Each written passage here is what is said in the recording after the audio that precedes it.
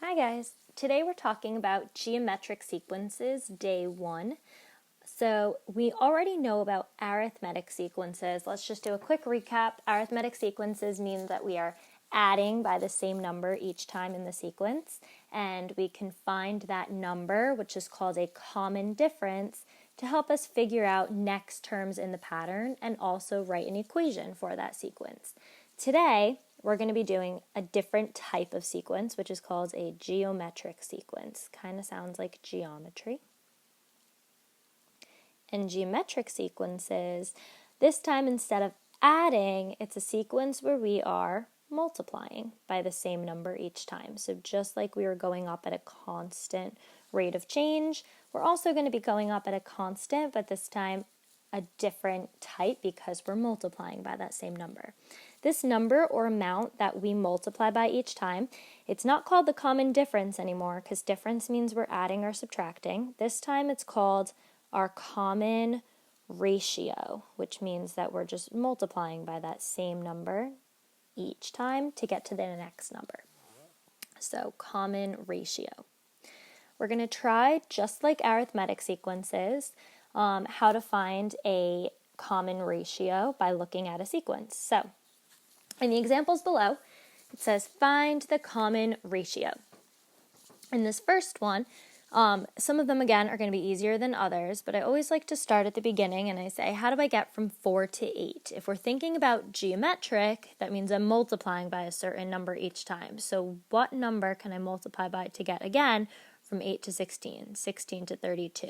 Well, each time my numbers are doubling, so I'm multiplying by the number 2. And again, you can check it with a calculator. A good way to do these, if you are not sure of what we're multiplying by, is work backwards. Try and divide them. See if you can find what that difference, our ratio, is. With this next one, we went from 2 to 6, 6 to 18, 18 to 54. So looking at this first one, what could I multiply by 2 to get to 6? Well, 2 times 3. Then let's try it again. 6 times 3, yes, that gets me 18. 18 times 3 is 54. So each time I'm multiplying by 3. And my numbers are getting larger, which means I'm multiplying by a whole number. Our next one, we have 5, negative 10, 20, negative 40. So with these, when we have signs that are switching, you automatically know it's geometric because there's no way I could be adding by a number to get those sign switches. So I have to be multiplying by something. And when I start with these, I actually ignore the sign. And I say, if there were no signs here and we were just going 5, 10, 20, 40, each time I'm doubling. So I know that my common ratio has to be a 2. But because my signs are switching, that's where a negative is going to come into play. I'm multiplying by a negative 2 each time here. And again, you can check that in your calculator, but when we multiply by a negative, my signs are going to switch each time from positive to negative to positive to negative. Next one, how can I multiply by the same number each time to get a constant ratio in order to keep that 9 the same? So what could I multiply by times 9 to keep it at a 9? And that number would be a 1. 9 times 1 is 9, times 1 again is 9, and it'll continue that way.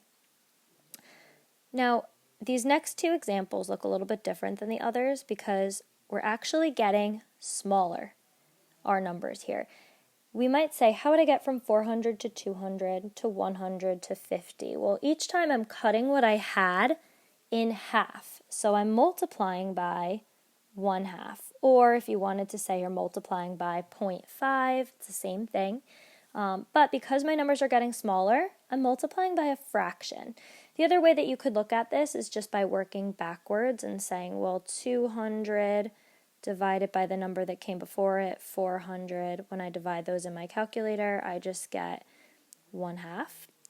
So that could be a simpler way of kind of doing this to figure out what that common ratio is. But I'm just taking half of the number that came before it, so 1/2 is my common ratio. And then my last one again, I'm going down, so I know I'm multiplying by a fraction here. So to do it the trick way, pick any number, so I could pick the number 9, and divide it by the one that came before it, which is 27. And 9 divided by 27, if you type it in your calculator, you would get 0.33333 repeating, which is really just 1/3. I'm taking 1/3 of each number to get to the next number. Okay, so when your numbers are getting smaller, you're multiplying by a fraction. When your numbers are getting larger, you're multiplying by a whole number. And just like that special one in there, if your numbers are ever changing their signs, that means you're going to be multiplying by a negative number, some sort of negative. Okay, on to the next piece. So once we know what that common ratio is, and again, that common ratio is just that number that we're multiplying by. So once I know the common ratio, then I can find the next term in my sequence. So with these examples below, we already found the common ratio for each one. We're just looking for what is coming next. So each time in this one we said we're doubling. 2 times 4 is 8, times 2 is 16, times 2 is 32. So I'm going to multiply by 2 again, and 32 times 2 is 64. That would be the next number in my sequence. Same thing here, we said we were multiplying by 3 each time. So 54, when I multiply it by 3, is just going to get me a 162. Okay, and that's because my numbers are increasing. Here we said we're multiplying by a -2 on the last slide. So -40 times -2 is going to be a +80. Again, look at your pattern. We're going from positive to negative to positive to negative. So my next number is definitely going to be positive, and each time we're doubling. So 40 doubled is 80. Okay, and again, that was because we were multiplying by -2. 9 each time, that's a simple one. 9 times 1 is just still a 9. We're going to stay constant. Here we were cutting our numbers in half each time. So half of 50 is just 25. Okay, again, you can multiply that by 1/2, or you can multiply that by 0.5. Either way, you're just taking half of it. And then with this one, we said we're taking 1/3 of each number. So when I take 1 and I multiply it by 1/3, I just get 1/3 as my next number. It's okay that we get into fractions because, like we said in these two examples at the end, we're really just getting smaller with our numbers. So eventually we're going to get to some numbers that would be fractions. Okay? Just like before, guys, there is a next sheet, and I want you to try these on your own.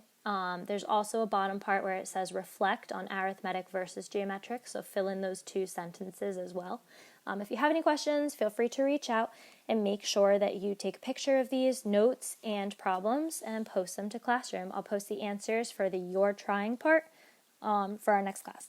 Thanks, guys.